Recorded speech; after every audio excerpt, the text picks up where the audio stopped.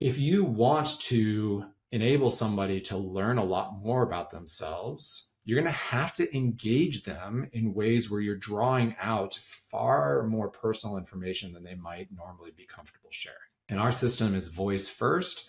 So we're asking people to speak vulnerably into the system. And then we're analyzing that and we're coming up with it's wonderful, but without privacy provisioning, provable security, and an ethical approach that can be shown to the individual, you're never going to get them to speak that way. It's just not. And so we went about those two things. And the idea was, if you can treat someone's data, collect it, treat it, inform that person, individual level, you can make them better decision makers. And if you're a better decision maker, you can be a better consumer. And we're all consumers. We're consumers of healthcare. We're consumers of financial advisory. We're consumers of durable goods. We're consumers of consumable goods, et cetera, et cetera. The world benefits if I'm a better consumer of healthcare, if I know when to go to the doctor to stave off the trip to the emergency room. But right now, there's not a heck of a lot of information out there that's personalized to me that's like, hey, yo, you need to do this now because of your information. And so that's what the goal of our company was: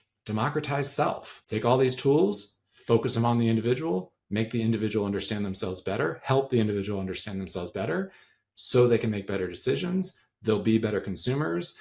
And once you have really, really informed consumers, now there's a ton of opportunity from a market standpoint for companies, businesses, municipalities, those sorts of things. And so in these 5 years of doing this, what's the most important thing you've learned? It is extremely difficult, and more so over the past 5 years, it's become just so much more so. We've had this boom in expecting that you are going to disrupt the large players. And so I started this company. We were building LLMs because we needed something to base stuff on. And GPT hadn't been released yet. Gemini hadn't been released yet. These other systems had not been released yet.